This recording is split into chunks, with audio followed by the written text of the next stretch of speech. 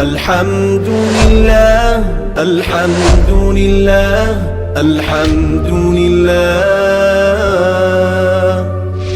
الحمد لله الحمد لله الحمد لله الحمد لله.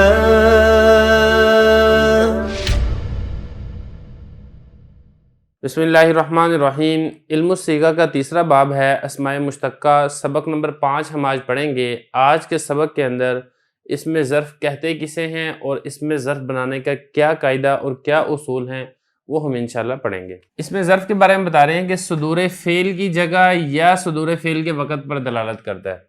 یعنی دیکھیں کوئی بھی فعل ہے جس طریقے سے اس کا ایک کرنے والا ہوتا ہے اور اسی طرح بعض افعال ایسے ہوتے ہیں جس کے لیے مفعول کی ضرورت ہوتی ہے.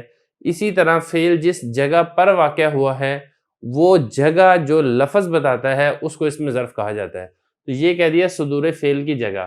یا اسی طرح جو فعل ہوا ہے وہ فعل کس وقت ہوا ہے تو جو وقت بتانے کے لیے لفظ استعمال ہوتا ہے اس لفظ کو بھی اسم ظرف کہا جاتا ہے. یہ تو ہو گیا اسم ظرف کی تعریف. اب اس کے بعد آگے بتا رہے ہیں کہ اسم ظرف کس وزن پر آتا ہے.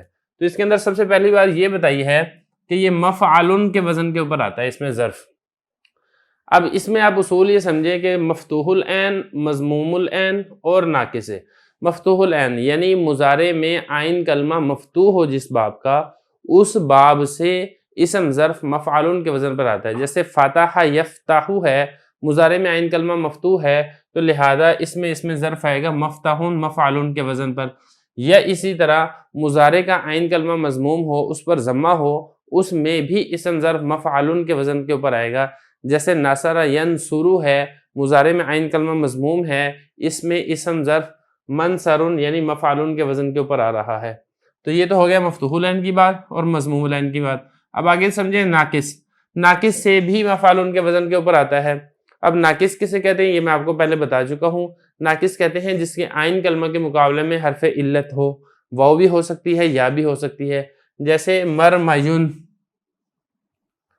اب اس میں اگر آپ دیکھیں گے تو عین کلمہ میں حرف علت یا ہے، مرمیون بروزن مفعول.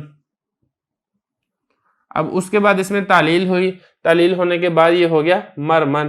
باقی تعلیل اس تفصیل کے اندر ہم نہیں جاتے ہیں.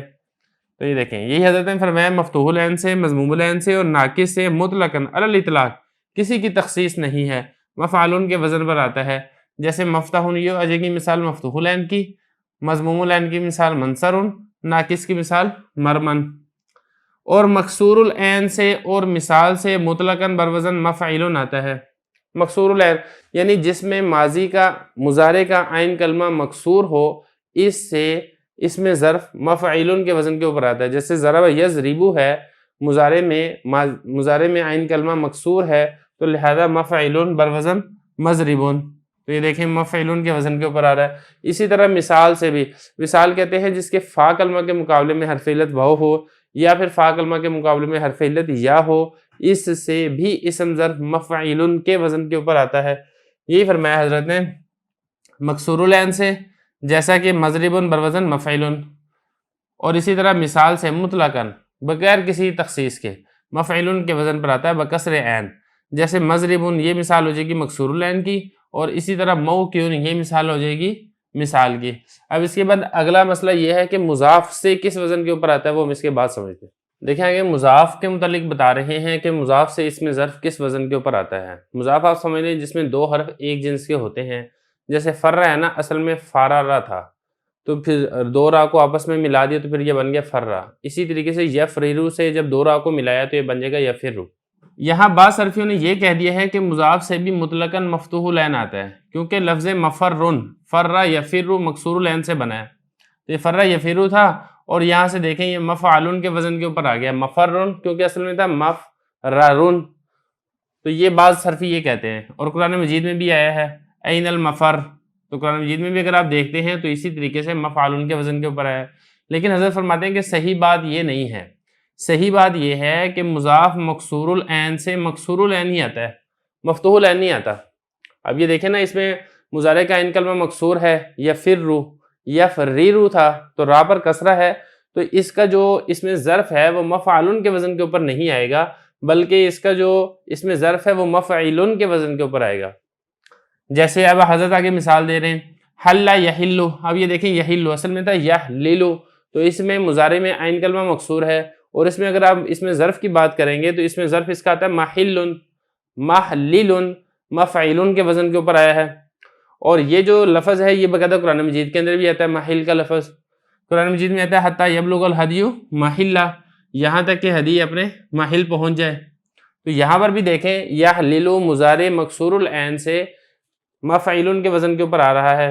باقی رہی آپ کی یہ والی بات کہ مفر مفعلن کا وزن یہ بھی قرآن مجید کے اندر آیا ہے، تو اس کے جواب حضرت یہ دے رہے ہیں کہ دیکھیں مفعلن یہ جو آپ نے مفر کا لفظ بولا ہے یہ اس میں ظرف ہے ہی نہیں، بلکہ یہ تو مصدر میمی ہے، یعنی وہ مصدر ہے جس کے شروع کے اندر میم آ گیا ہے. تو ساری بات کا خلاصہ یہ نکلا کہ مضاف سے مفعلن کے وزن کے اوپر اسم ظرف آتا ہے، نہ کہ مفعلن کے وزن کے اوپر اس میں ظرف آتا ہے. جیسا کہ شروع میں بتایا تھا کہ ظرف کی دو قسمیں ہوتی ہیں، ایک ظرف زمان اور دوسرا ظرف مکان. یہ ظرف فرما رہے ہیں کہ جو صیغہ ظرف وقت کے معنی پر دلالت کرتا ہے اس کو ظرف زمان کہتے ہیں، اور جو جگہ کے معنی کے اوپر دلالت کرتا ہے یعنی جگہ ہونا بتاتا ہے اس کو ظرف مکان کہتے ہیں. اس کے بعد آگے حضرت نے ظرف کی گردان ذکر کی ہے. بحث اس میں ظرف ہے مضرب مضربانی مضارب. تو یہ مضرب واحد ہے، مضربانی یہ تثنیہ ہے حالت رفع میں، اور مضربینی یہ وہی تثنیہ کا صیغہ ہے لیکن حالت نصبی اور حالت جری ہے، اور مضارب یہ جمع ہے. تو یہاں تک اس کی گردان مکمل ہو گئی ہے. اب اس کے بعد کچھ ایسے الفاظ ذکر کر رہے ہیں جو کہ اصل قاعدے کلیے اور اصول سے ہٹ کر استعمال ہوتے ہیں. حضرت نے فرمایا کہ کبھی مفعلتن کے وزن پر بھی اس میں ظرف آ جاتا ہے، جیسے محکمتن، اور اسی طرح اس میں ظرف کے بعض اوزان بعض وزن غیر مکسور العین سے بھی مکسور آتے ہیں. حالانکہ ہم نے پہلے اصول یہ پڑھا تھا کہ جو اس میں ظرف غیر مکسور العین ہو اس کا مضارع اس میں اس میں ظرف مفعلن کے وزن کے اوپر آتا ہے، لیکن حضرت فرما رہے ہیں کہ ضروری نہیں ہے مفعلن کے وزن پر ہی ہے. بعض اوقات ایسا آتا ہے کہ مفعلن کے بجائے مفعلن کے وزن پر بھی آ جاتے ہیں. جیسے آگے حضرت نے مثال دی ہے مسجدن، یہ دیکھیں یہ بھی مفعلن کے وزن کے اوپر آ گیا ہے، اور اس کے اگر آپ مضارع کی بات کریں تو مضارع اس کا مکسور العین نہیں ہے.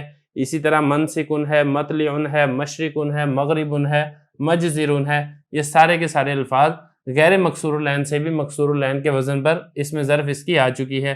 لیکن اس میں ایک چیز کا آپ نے اور خیال رکھنا ہے، وہ یہ کہ یہ الفاظ قیاس کے مطابق مفعلن کے وزن کے اوپر بھی آتے ہیں. مطلب اس کو مفعلن کے وزن پر بھی پڑھا گیا ہے. مسجد کو مسجد بھی پڑھا گیا ہے، منسک کو منسک بھی پڑھا گیا ہے، مشرق کو مشرق اور مغرب بھی پڑھا گیا ہے. لیکن جو مشہور وزن ہے وہ یہی ہے کہ یہ اس طرح مفعلن کے وزن کے اوپر آتے ہیں. اس کے بعد ایک چھوٹا سا فائدہ ہے اور پھر ہمارا یہ سبق مکمل ہو جائے گا. ایک فائدہ رہ گیا تھا وہ دیکھ لیں آپ. حضرت فرما رہے ہیں کہ ایسی جگہ کے واسطے جہاں کوئی چیز بکثرت ہو، کثرت کے ساتھ ہو، اس میں اگر اسم ظرف بتانا ہو آپ نے تو وہ مفعلتن کے وزن کے اوپر آتا ہے. جیسے مقبرتن، قبرستان کو کہا جاتا ہے چونکہ اس میں بھی قبریں کثرت کے ساتھ ہوتی ہیں. اور اسی طریقے سے مأسدتن، وہ جگہ جہاں پر شیر بکثرت ہوں، کیونکہ یہ اسد سے ہے نا، اسد شیر کو کہتے ہیں، تو اس لیے یہاں پر بھی اگر آپ دیکھیں گے تو مفعلتن کا وزن آ رہا ہے. اور اسی طرح ایسی چیز کے واسطے جو بوقت فعل گرے، یعنی کوئی آدمی فعل کر رہا ہے اور فعل کرنے کے دوران کوئی چیز گر رہی ہے تو ایسی چیز بتانے کے لیے فعالتن کا وزن استعمال ہوتا ہے. مثال کے طور پہ غسالتن، جب آدمی غسل کر رہا ہو تو غسل کرتے وقت جیسا کہ آپ کو معلوم ہے پانی گرتا ہے، تو جو چیز فعل کرتے وقت گر رہی ہے تو وہ پانی گرنے والا لفظ اگر آپ نے بتانا ہے تو آپ اس کو غسالتن فعالتن کے وزن کے اوپر لے کر آئیں گے، یعنی وہ پانی جو غسل کے وقت گرتا ہے.